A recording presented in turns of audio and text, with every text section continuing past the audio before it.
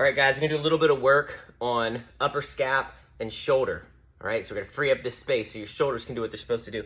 I actually start in my lower back on one side. So right now I'm only focused on the left side. So I'm gonna put the edge of the roller, like right to the inside of my spine, not on my spine, not on the bone, but right to about an inch in from it. So that's where I'm gonna put the edge of the roller, and I'm gonna just lean back and then start to drive that roller up and down, just some gentle foam rolling to massage those muscles that are keeping your spine upright. I'll do that a few times, position myself just for the camera. So you can see I'm going from ribs right now, right where my ribs insert, up to my hips. Just focusing on that one area. If you don't really feel the pressure, you need more, this stretch is great. Also gonna hit piriformis on the other side so you can bridge up.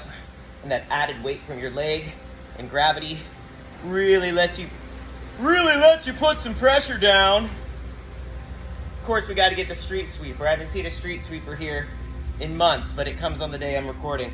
So go ahead and just spend some time here.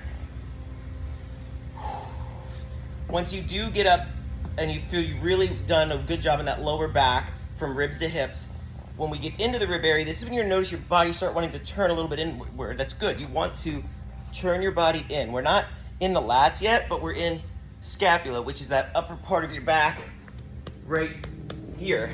So that's where I'm gonna focus now. I'll turn a little bit angle of the camera. As you can see, I'm just gonna spend some time edge of the roller getting in here. You could also do this with a lacrosse ball. If you can see, my hips are actually up just a little bit.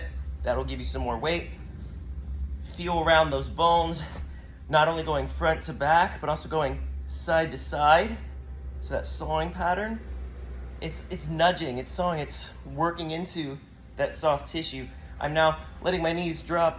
You can't fully see from the camera. Back up just a little bit. Once I've spent some time going front to back, side to side, and really exploring where are those, there's that hot spot, that tender area that I feel like I need to relax my face, control my breathing, and let my pressure sink down. I like to let my hips fall into and then pick them back up.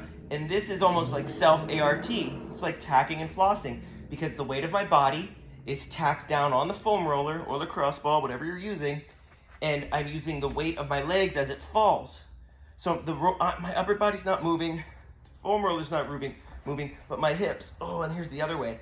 Just try it all these different ways. My back just cracked really nice. Okay, tacking down those hot spots and working upstream and downstream mobility around it with it tacked down. And now from here, I rotate, it's like a corkscrewing pattern as I work my way from lower back up into scap and then through scap into lats. I love to spend some time in this armpit area, really just exploring. It's almost like a swimming dive. I go from triceps through the armpit and turn to hit the lats. And then I roll side to side, so there's this front to back diving pattern, but then once you find those hot spots, just doing this nice little back and forth. Say, how deep can I get in there? Tricep. What's really cool about a tricep, a lot of people, we don't talk about this movement, but triceps get really affected too. So upstream, downstream movements. From here, I can use my head, tack that triceps tender. I should probably spend some time working on that.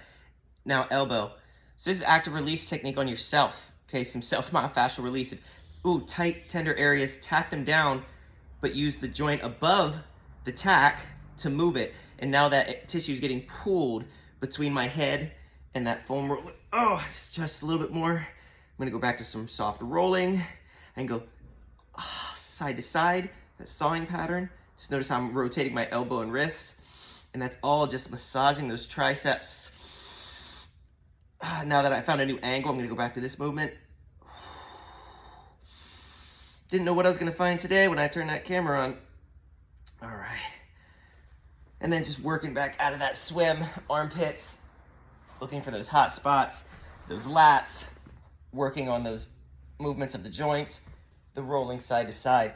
So you could easily spend 6, 8, 10 minutes working just one side from hip all the way up to tricep, working that one side. I'm gonna go to the other side.